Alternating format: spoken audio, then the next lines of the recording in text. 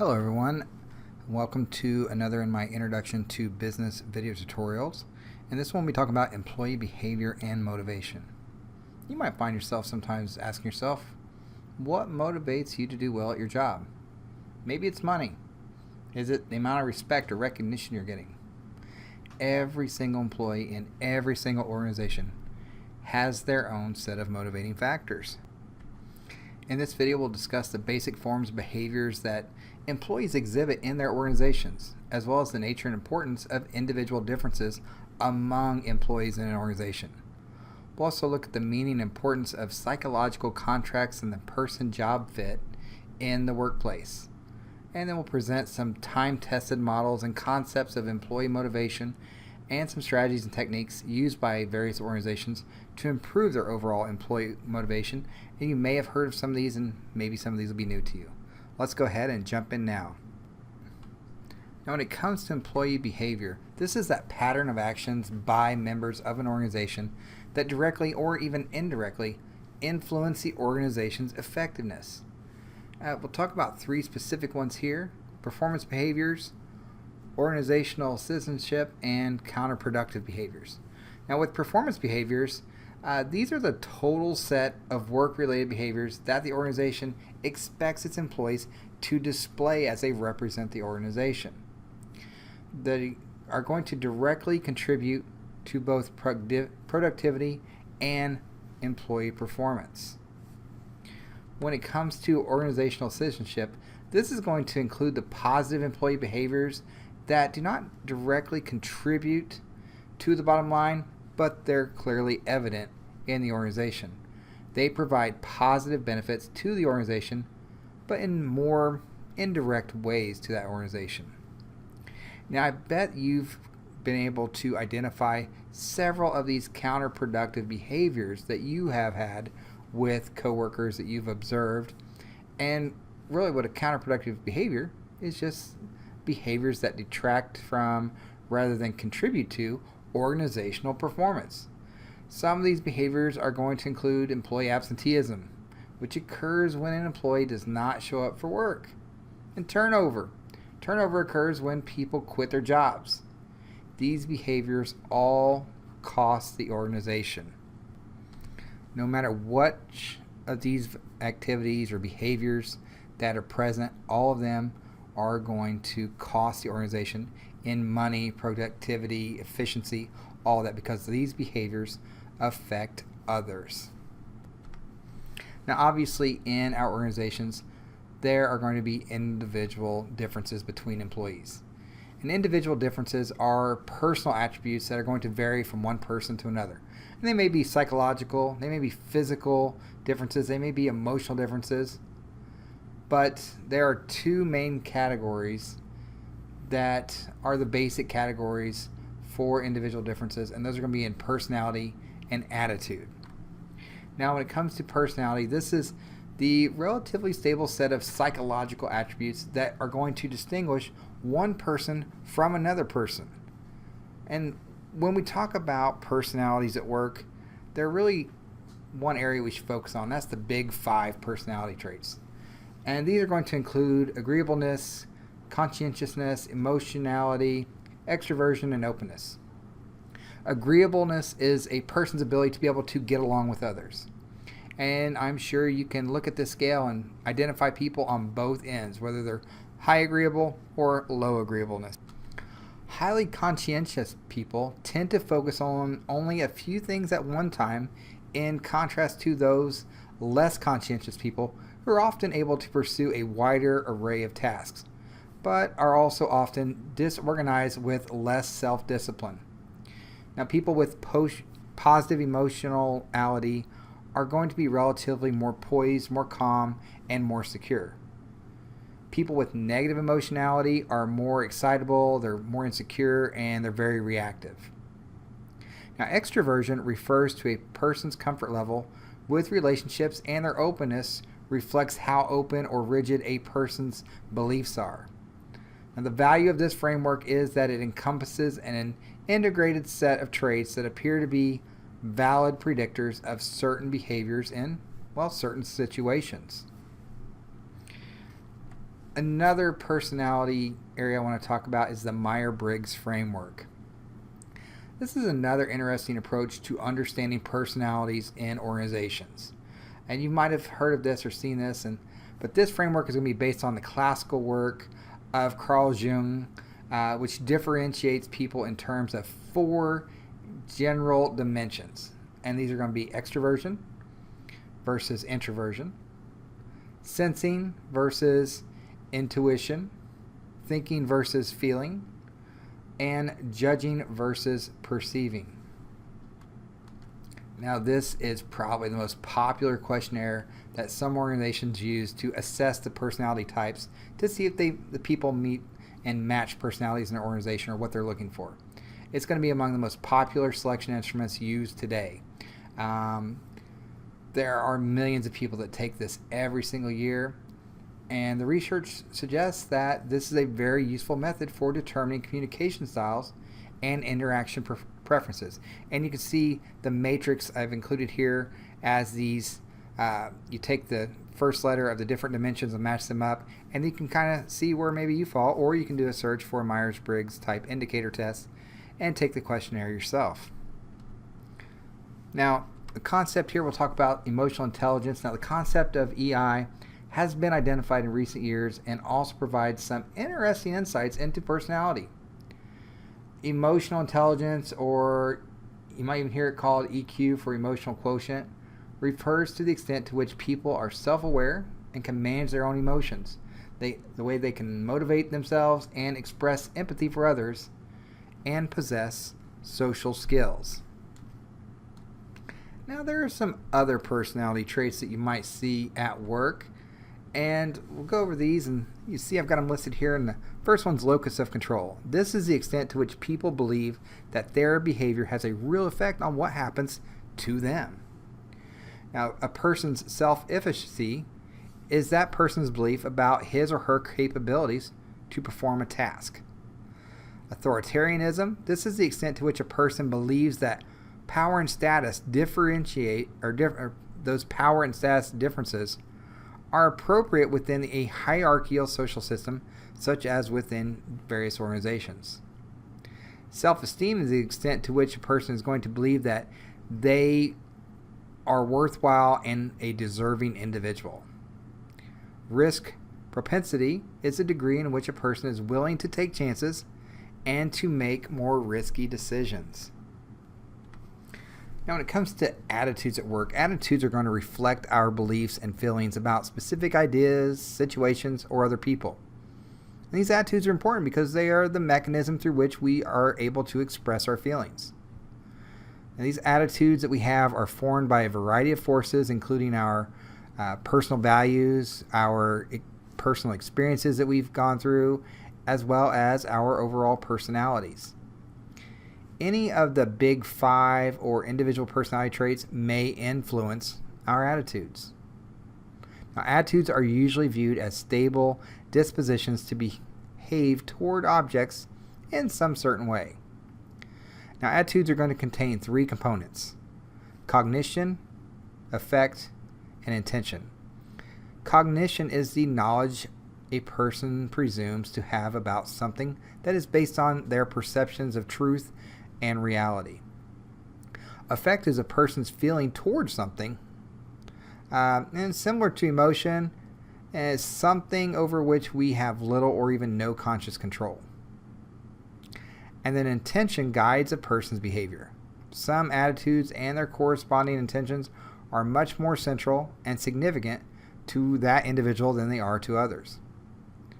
Cognitive dissonance. Now, when 2 sets of cognitions or perceptions are contradictory or incongruent, a person experiences a level of internal conflict and anxiety, in which we call this cognitive dissonance. It also occurs when people behave in a way that is inconsistent with their attitudes. People in an organization are going to form attitudes about many different things. Employees are going to be likely to have attitudes about their salary, maybe even their promotional possibilities. They're definitely going to have attitudes about their boss, as well as employee benefits that are granted to them from their employer. Especially important attitudes are going to be such things as job satisfaction. And this is going to reflect the extent to which people have positive attitudes towards their jobs. Organizational commitment, this is going to reflect that individual's identification with the organization and its overall mission that's been set forth. Managers can take actions to promote satisfaction and job commitment, or organizational commitment. Treating employees very fairly and providing reasonable rewards and job security is going to lead to employees that are more likely to be satisfied and committed than not satisfied and have no commitment to the organization. Allowing your employees to have a say in how things are done can also promote these type of attitudes, as can design jobs so that they are stimulating to the employees. Now, a psychological contract is the overall set of expectations that are held by employees and the organization regarding what employees will contribute to the organization and what the organization will provide in return, thus the inducements. Recent trends in downsizing have led to changes in this psychological contract. Whereas firms used to offer some degree of job security as part of that psychological contract, now they offer other forms of inducements like training and flexible work schedules, and these type of forms are needed to attract and retain people in an organization. Now, managers like to have a good match between people and the jobs they're performing. And this leads us to talk about the person-job fit, because this refers to the extent to which a person's contributions and the organization's inducements are going to match one another. A good person-job fit can result in higher performance and more positive employee attitudes. A poor person-job fit can have obviously the most opposite effect when they don't meet. And when that job fit is wrong, you're definitely not going to have any motivation by that employee. Now, I mentioned motivation. That's because this is that set of forces that causes people to behave in certain ways in life and at work in all types of realms. And there are a number of major studies and theories of employee motivation. The classic theory, according to this, employees are motivated solely by money. This Frederick Taylor, who was the father of scientific management, Frederick Taylor proposed that paying workers more money would prompt them to produce more. And I bet everyone thinks, hey, you pay me more money, I'm going to do more. Another behavior was the Hawthorne effect, and this is the tendency for productivity to increase when workers believe they are receiving special attention from management. We have a couple theories here, and we'll go over these real quick, and these are the human resource model theories X and Y. And in theory X is the managerial assumption that workers are lazy and they need lots of direction. Whereas theory Y, this is that managerial assumption that workers are they're energetic, workers are cooperative, and they are self-motivated. Now, the value of these two theories lies in their ability to highlight and classify the behavior of managers in light of their attitudes towards employees. And you can take a good look at this chart and see how contradictive theory X and theory Y are. Next, we'll move on and we'll talk about Maslow's hierarchy of needs. And you've probably seen this model. And we can see it here. And really, all this does is that Maslow proposed that workers each have a set of needs that they seek to fulfill in their jobs. And these needs are arranged in a hierarchy of importance. Those needs, as you can see here, are psychological or physiological. Let's start there with the physiological needs at the bottom.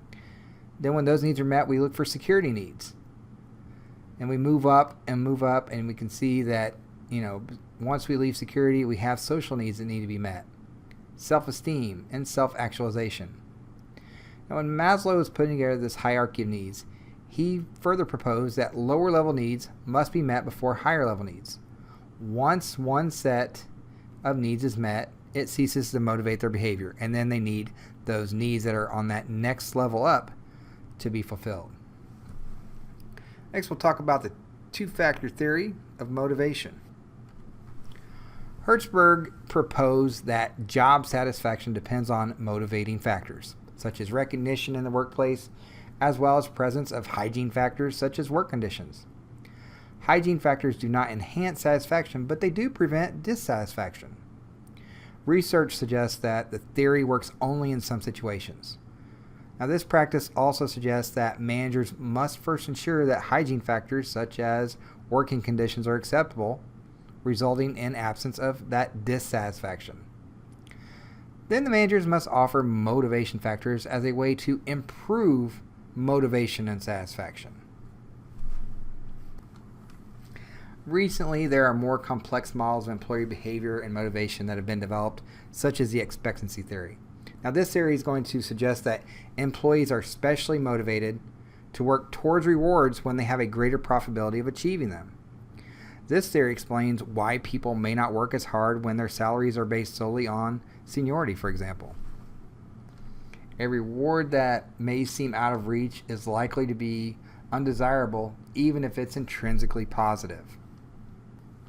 Another one of these more complex recent theories is the equity theory. The equity theory is going to focus on employees' perceptions of fairness and unfairness in their workplace. Many people evaluate their treatment by the organization relative to their treatment of others.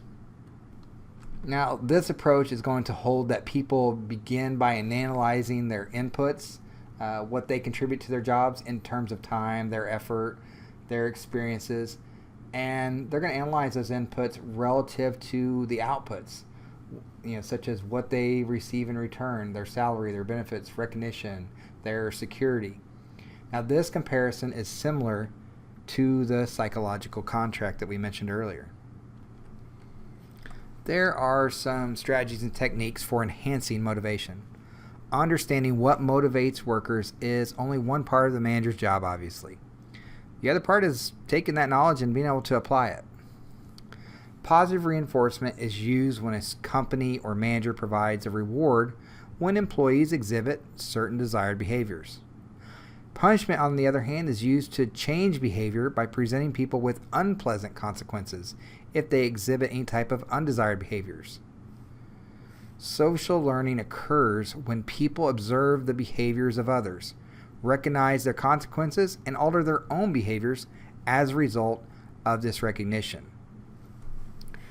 Now, we can use goals to motivate behavior. Management by objective is one way, and it's a system of collaborative goal setting extending through all levels of your organization.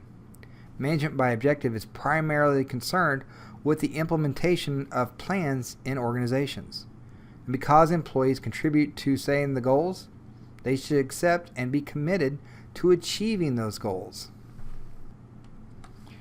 Now, in participative management and empowerment, employee suggestions and opinions are going to be welcomed. Employees may feel that they're more committed to the firm's goals if they've helped to shape those goals. A key to success in this case is to invite participation only to the extent that employees want to have input, and only if participation will have real value for the organization. Another area here is that with team structures, and you might have had some team training or even been part of a team if it wasn't called that. And so some companies are going to benefit from using team management. Although teams are often less effective in traditional and rigidly structured bureaucratic organizations, they can help smaller, more flexible organizations make decisions quickly and more effectively. They can help enhance communication and encourage organizational members to feel more like they're part of that organization. Now talk about a little bit about job enrichment and job redesign. Both of these programs typically increase worker satisfaction in jobs that lack motivating factors. With job enrichment programs, these are going to attempt to add motivating factors to the job activities. They can involve job rotation programs or increased responsibility and recognition. Job redesign programs attempt to create a better fit between employees and their jobs by restructuring the work that's in the organization. And these job redesign can usually be carried out through combining tasks, even forming natural work groups or establishing different client relationships.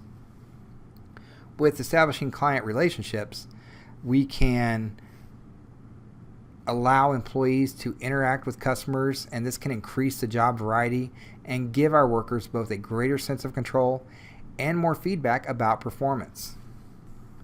I mentioned earlier I would talk about modified work schedules, and here's some of that listed here now. With the work share programs, these programs are going to allow employees to share a single full-time job. Employees are going to appreciate the schedule flexibility to accommodate their own personal needs, and firms can reduce turnover and save on the cost of benefits. With flex time programs and alternate workspace strategies or workplace strategies, these type of programs are going to allow workers to choose their work hours by adjusting a standard work schedule. With alternative workplaces, this type of thing is starting to grow in the U.S., where workers do a significant portion of their job by telecommuting. Telecommuting is going to allow employees to perform some or all their jobs away from standard office settings. This allows for much more motivation when they don't get stagnant and that feeling of having to go to the office or workplace every day when they can be in their home surroundings. Obviously, with most things, and definitely with a modified schedule and alternative workplace, there's going to be some advantages and disadvantages. Some of these advantages are going to include more freedom in the employees' personal lives. It's also going to include the ability of employees to coordinate work around family member schedules. Another advantage is going to be an increased sense of freedom for our employees and a higher commitment and satisfaction that they're going to gain. Disadvantages of these type of changes in the workplace and a modified schedule, that's going to include a difficulty of accurately tracking how many hours our employees are actually working. A disadvantage could be the lack of self-discipline to work without having that direct supervision and social interaction available in the workplace. And lastly, employer perceptions that unobserved employers or employees are not actually working. If we can't see them working, we're going to feel that maybe they're not really working. But that's where we have to have measurables in place. If we know that goals are being met and they're being met efficiently, then we shouldn't question if they are doing the work or not, because we can see the results. Well, that is it for this video tutorial on employee behavior and motivation. I hope you either re-triggered some of the things you've learned in the past, such as the different motivational factors and stuff like that, or maybe you've gained some new insight.